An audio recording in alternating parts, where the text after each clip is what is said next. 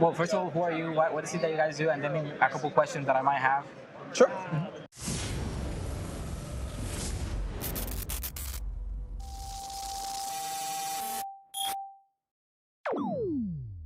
All right. We have a similar beginning. So we started out about 14 years ago as embedded software, robotics, that type of thing. So we'll do early software development in the embedded space for robotics, IoT, and pretty much anything. You know, the web, anything we can handle. But we tend to handle more of the difficult things. And then from there, we had a bunch of our customers were requesting synthetic data. So we started helping them with those projects, and we noticed that it was becoming a theme. Yeah. So to that end, we spun out a company called Symage. So Symage Synthetic Images. And the idea of a Symage is that it has data layers in it, and those data layers could be anything that you need for your training. In most cases, it's some form of RGB, point cloud, LiDAR, segmentation, depth masks, any of those different layers that you might need to help your training.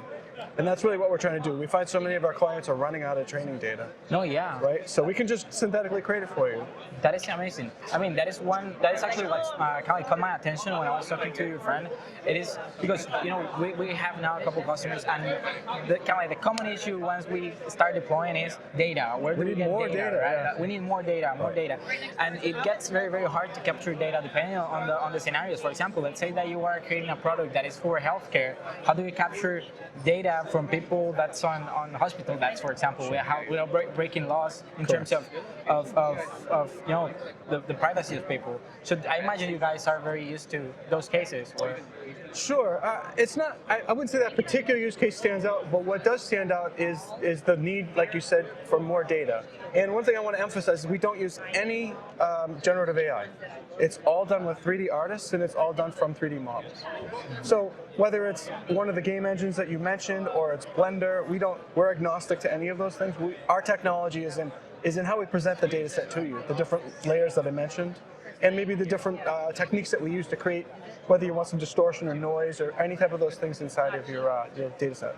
That is incredible. And how do you guys manage, this is a question that I actually asked him, is how do you guys manage, or have you guys ever encountered an issue whenever you work on your data set, right? You have it ready to deploy, then you deploy it. Have you ever encountered an issue with how the data set behaved when you trained and when it was actually deployed with the actual cameras? Like, you know, cameras have intrinsic and extrinsic parameters.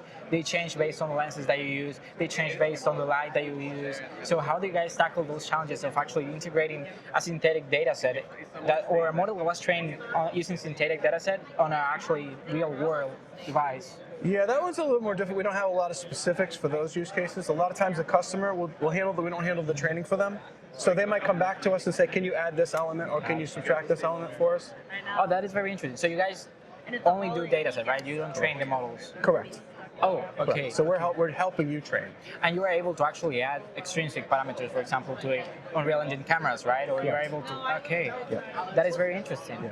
And what are, for example, some of the most common use cases you've seen so far in the industries? I have to say it's quite boring, but it's a lot of boxes. Boxes, yeah, no, I mean. Well, there's a lot of logistics, a lot of shipping, right? A lot of companies are picking up a box, that type of thing. Yeah, so they want to know if I pick up one that's wet or the labels are wrong, that type of thing.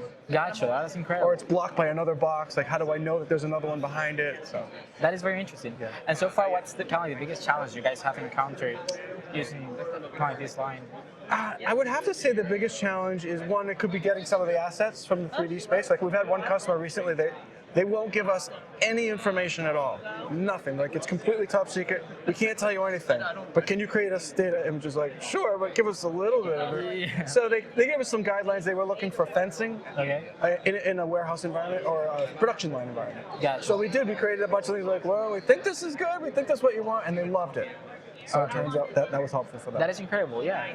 And okay, my last question, just kind of to leave you on, is so what's your kind of like your work model? Because I imagine this is kind of like a feedback loop, right? You give your customer comes to you, you give them something back, then they return, get feedback, and it is kind of like a feedback loop. So how do you guys work? Do you guys work by project, like subscriptions, or? We're open to any of those things. We're not tied into any particular model. Usually it's just the data set. So they'll come and they'll take data set 1, for example, and they'll say, hey, we really like this. a couple things that weren't great, and these things that really stood out. So let's have this next data set, like let's focus more on the things that stood out, add some more of those unique weird edge cases as well, and then we'll move on from there. That is very interesting. Awesome. Okay, thank you so much for your time. You're very welcome. It's great to talk to you.